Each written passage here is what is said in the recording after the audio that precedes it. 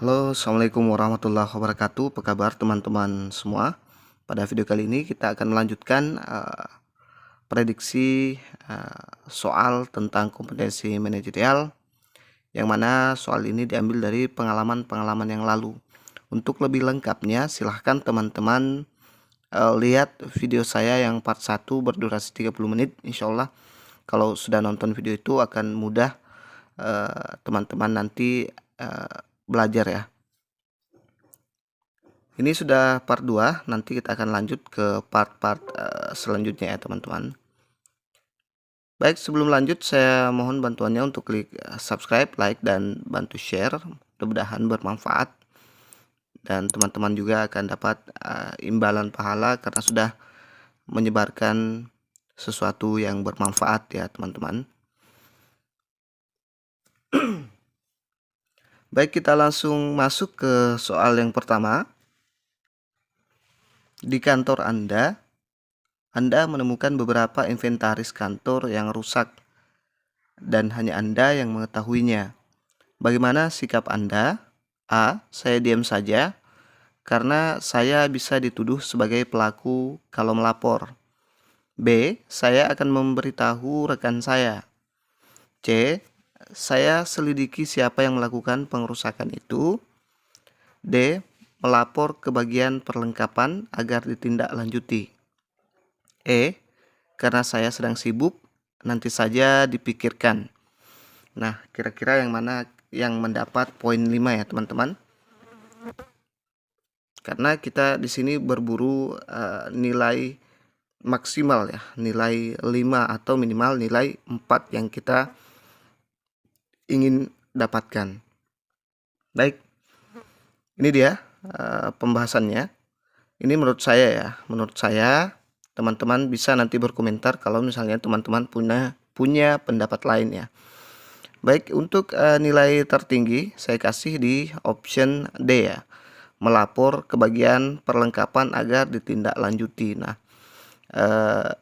saya kasih nilai 5 karena memang sudah seyogyanya atau sudah sepatutnya kita melapor ke bagian perlengkapan karena itu adalah tupoksi mereka ya. Karena inventaris kantor itu adalah tupoksi bagian perlengkapan. Itu merupakan hal yang tepat ya. Selanjutnya yang saya kasih poin 4 adalah saya akan memberitahu rekan saya ya. Kalau memang kita belum sempat memberitahu bagian perlengkapan, kita bisa saja dulu memberitahu rekan kerja kita ya. Kalau ada yang rusak di sana atau ada inventaris kantor yang rusak seperti itu, biar ada penanganan kalau ada yang tahu selain kita. Siapa tahu kita nanti lupa akan hal tersebut ya, bisa saja ya, kita sebagai manusia biasa.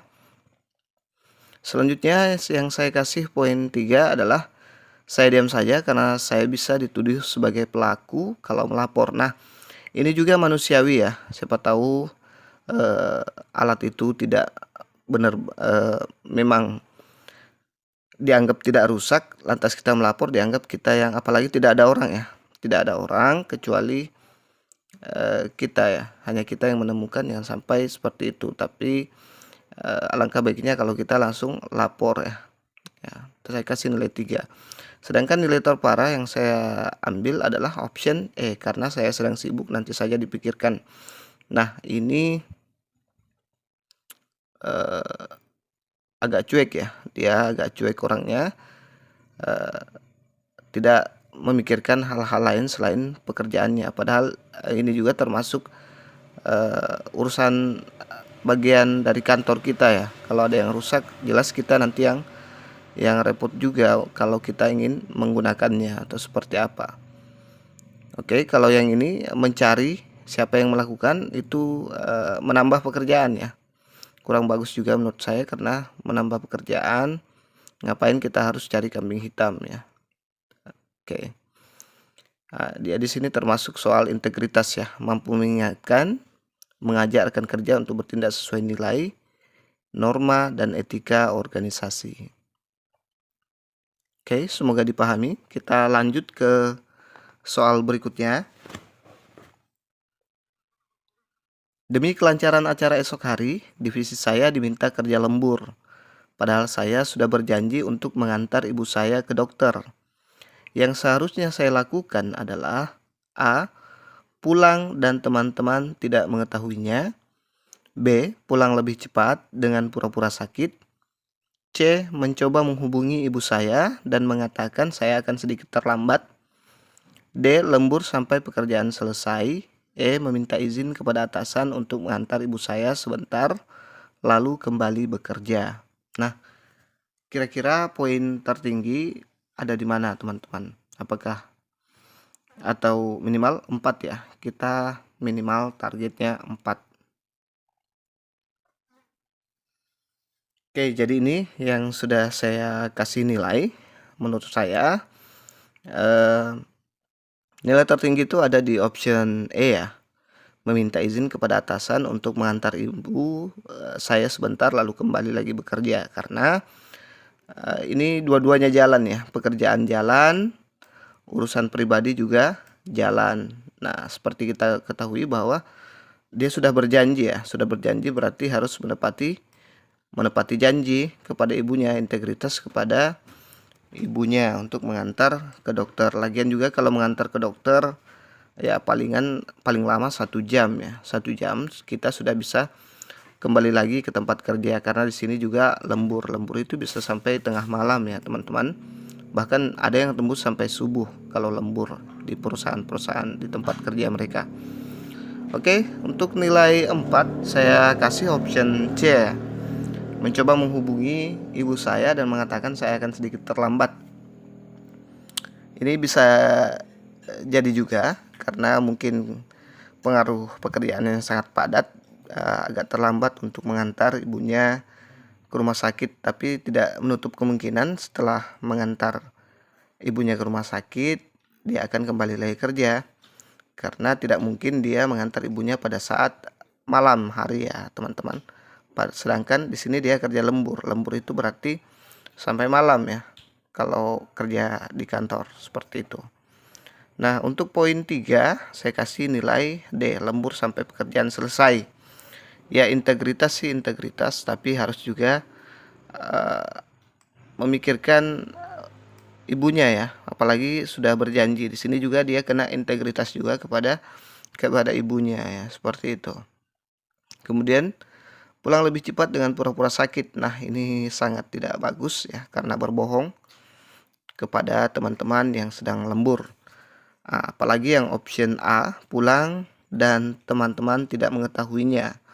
Nah, ini lebih parah lagi, langsung menghilang dari tempat kerja ya, tidak menampakkan diri sama sekali. Nah, ini dia integritas dan kerjasama, mampu bertindak sesuai nilai, norma, etika organisasi dalam kapasitas pribadi. Nah, di sini kalau kita ini sudah melanggar semua nih, sudah tidak sesuai dengan nilai, tidak sesuai dengan norma dan etika ya. Kemudian kerjasama, berpartisipasi dalam kelompok kerja. Nah, ini tetap berpartisipasi ya, poin 5, makanya saya kasih nilai 5. Setelah menjalankan ini, dia ikut lagi ke sini ya. Semua ada di sini untuk option E. Baik, kita lanjut ke soal berikutnya. Jangan lupa subscribe, like, dan bantu share. Untuk mencapai tujuan kelompok yang telah ditetapkan, maka sebagai pemimpin saya A. Tidak mempermasalahkan apakah orang lain mau bekerja dengan baik atau tidak. B. Mendorong orang lain untuk bekerja dengan baik jika diperlukan. C. Mendorong orang lain untuk bekerja dengan baik jika situasi memungkinkan.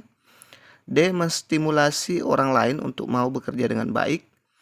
E. Mengajak orang lain bersama-sama untuk bekerja dengan baik.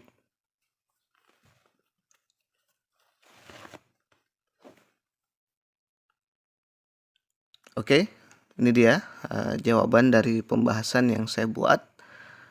Teman-teman bisa berkomentar jika teman-teman berbeda pendapat dengan saya antara poin 5 dan 4 ya. Saya memberikan poin 5 di option E, mengajak orang lain bersama-sama untuk bekerja dengan baik. Kemudian yang option D mendapat nilai 4, menstimulasi orang lain untuk mau bekerja dengan baik. Kemudian nilai 3, mendorong orang lain untuk bekerja dengan baik jika situasi memungkinkan. B, mendorong orang lain untuk bekerja dengan baik jika diperlukan. Ini saya kasih nilai 2. Tidak mempermasalahkan apakah orang lain mau bekerja dengan baik atau tidak. Ini saya kasih nilai 1. Nah,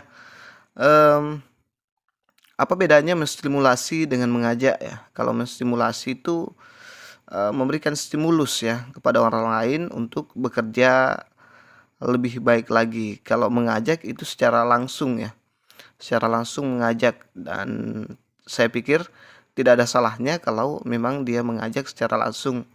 Itu sudah lumayan bagus sebagai seorang pemimpin ya, bukan bahasa memerintah atau menyuruh atau menuntut orang lain untuk bekerja dengan baik ya.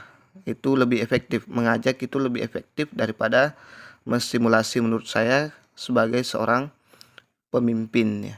Ini simulasi juga bagus, contohnya memberikan contoh atau dan sebagainya, tapi kebanyakan bawahan biasanya memang butuh sedikit yang lebih di atas menstimulasi ya. Di atas menstimulasi itu mengajak ya, seperti itu. Nah, dia termasuk dalam poin yang ke-8 itu yang sudah kita bahas di part 1, kerjasama efektif membangun tim kerja untuk peningkatan kinerja organisasi ya. Kalau poin 1, poin A, ini tidak peduli, bisa jadi tidak mempermasalahkan ya apakah orang lain mau bekerja dengan baik atau tidak. Nanti organisasi yang kita pimpin itu bakal hancur ya kalau prinsipnya seperti ini, teman-teman. Saya pikir mudah ya mendeteksi nilai 4 dan 5. Minimal kita dapat nilai 4, tapi kalau bisa usahakan semua dapat nilai 5 seperti itu. Kita lanjut ke soal berikutnya. Dalam kaitannya dengan perubahan, saya dinilai sebagai seorang yang A. mudah menyesuaikan diri dengan lingkungan baru. B. butuh waktu untuk bergaul secara akrab dengan orang lain. C. mempunyai keinginan tinggi untuk mengetahui kegiatan orang lain. D. cenderung kurang adaptif terhadap perubahan. E. mempunyai pergaulan yang tidak luas di masyarakat. Nah, kira-kira teman-teman yang mana nih? Baik, kita lihat pembahasan. Ya, dalam kaitannya dengan perubahan, saya dinilai sebagai orang yang perubahan ya. Orang yang A. mudah menyesuaikan diri dengan lingkungan baru, saya kasih poin 5. Karena mudah beradaptasi itu sangat dibutuhkan dalam suatu pekerjaan ya. Biasanya tidak selamanya pekerjaan itu mulus seperti yang kita inginkan. Jadi dibutuhkan orang-orang yang mudah beradaptasi ya. Orang-orang yang mudah beradaptasi itu lebih mudah untuk sukses dibanding orang-orang yang kaku ya, susah beradaptasi dengan hal-hal baru ya, tidak bisa berubah prinsipnya.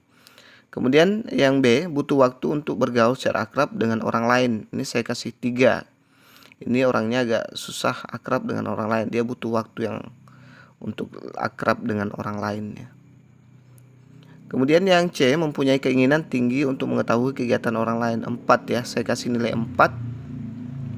Karena kalau sudah ada keinginan, ada hasrat yang tinggi untuk mengetahui kegiatan orang lain, itu berarti dia punya keinginan untuk bergaul dengan lingkungan barunya, seperti itu ya teman-teman. Kemudian yang option D, cenderung kurang adaptif terhadap perubahan. Dia cenderung kurang adaptif terhadap perubahan. Nah, ini yang susah ya teman-teman. Suatu saat nanti teman-teman dimutasi misalnya, kemudian tidak bisa di sana, yang ujung-ujungnya malas ya. Yang ada malas masuk kantor atau perusahaan, dan akibat kurang adaptif itu ya, tidak bisa beradaptasi di tempat baru ya. Jadi ini sangat tidak dianjurkan ya sebagai seorang ASN. Kemudian E, mempunyai pergaulan yang tidak luas di masyarakat. Nah, ini juga kurang bagus karena dia tidak mempunyai pergaulan yang luas di masyarakat, berarti dia orangnya kurang bergaul dan mungkin kurang beradaptasi dengan masyarakatnya. Jadi saya kasih nilai 2 ya. Dia termasuk di poin yang 8 itu dia termasuk mengelola perubahan ya. Proaktif beradaptasi mengikuti perubahan ya. Jangan hanya pasif, diam, kaku, tidak bisa beradaptasi ya teman-teman. Seperti itu. Kita lanjut ke soal berikutnya. Jangan lupa subscribe, like, dan bantu share. Mudah-mudahan dengan kebaikan yang teman-teman berikan akan mendapatkan pahala minimal diluluskan dengan mudah nanti pada saat ujian. Tindakan Anda jika Anda andang ya, dalam menghadapi anggota yang melanggar fakta integritas adalah A. Menegur dan mengingatkan kembali akan pernyataan yang sudah dibuat bersama, serta meminta yang bersangkutan konsisten dengan apa yang sudah dinyatakan dalam fakta integritas. B. Sekedar mengingatkan saja, mengingat anggota kelompok adalah orang dewasa. C. Mengingatkan dan meminta masing-masing anggota untuk membaca fakta integritas yang sudah disepakati. D. Menegur dan menunjukkan pelanggaran fakta integritas yang dilakukan. E. Mengingatkan bahwa setiap pelanggaran ada konsekuensinya. Ya, jika Anda sebagai andang, kira-kira apa yang teman-teman lakukan? Mari kita cari poin yang berpoin 5 dan poin 4 ya. Baik, untuk option A saya kasih poin 5 karena menurut saya yang terbaik di antara jawaban-jawaban yang ada. Menegur dan mengingatkan kembali akan pernyataan yang sudah dibuat bersama, serta meminta yang bersangkutan konsisten dengan apa yang sudah dinyatakan dalam fakta integritas itu, kesepakatan itu ya. Ini sangat lengkap sekali ya teman-teman. Jadi saya kasih nilai 5. Option B saya kasih nilai 1. Sekedar mengingatkan saja, mengingat anggota kelompok adalah orang dewasa. Nah, tidak semua orang dewasa itu berpikiran dewasa ya. Jadi hanya mengingatkan saja. Ini cenderung cuek ya teman-teman. Jadi saya kasih nilai 1. Kemudian option C saya kasih nilai 2, mengingatkan dan meminta masing-masing anggota untuk membaca fakta integritas yang sudah disepakati. Nah, ini juga terlalu berlebihan ya menurut saya karena yang diingatkan itu semua anggota ya, masing-masing anggota, dan kemudian yang disuruh membaca kembali fakta integritas semua anggota ya. Bisa jadi nanti bawahan kita malah membenci kita ya kalau kita menyamaratakan semua bawahan kita ya. Harus ada nilai dari bawahan kita, harus ada nilai masing-masing dari mereka, tidak boleh menyamaratakan seperti ini. Yang option D saya kasih poin 4, menegur dan menunjukkan pelanggaran fakta integritas yang dilakukan. Nah, menegur dan menunjukkan pelanggaran ini juga bagus. Setelah menegur, dia menunjukkan pelanggaran ya, atas fakta integritas yang sudah dilakukan ya, itu sudah benar ya. Kemudian yang E, mengingatkan bahwa setiap pelanggaran ada konsekuensinya. Ini juga bagus, tapi nilainya saya kasih 3 ya. Kemudian perbedaannya ada lebih lengkap yang A ya, lebih lengkap, lebih enak ya, lebih diminta untuk konsisten ya. Kalau di sini cuma menunjukkan, tidak diminta untuk konsisten dengan kesepakatan yang ada. Nah, ini termasuk pengambilan keputusan, kemampuan membuat keputusan yang baik secara tepat, waktu, dan dengan keyakinan diri setelah mempertimbangkan prinsip kehati-hatian. Jadi ini sudah termasuk sangat hati-hati ya, tidak menegur secara kasar ya teman-teman. Dirumuskan secara sistematis dan seksama berdasarkan berbagai informasi, alternatif pemecahan masalah dan konsekuensinya, serta bertanggung jawab atas keputusan yang diambil. Nah, saya kira itu dulu yang sempat kita share. Insya Allah kita akan lanjut prediksi dan pembahasan soal P3K 2022 di part 3 nanti. Terima kasih sudah menonton. Wassalamualaikum warahmatullahi wabarakatuh. Salam sukses.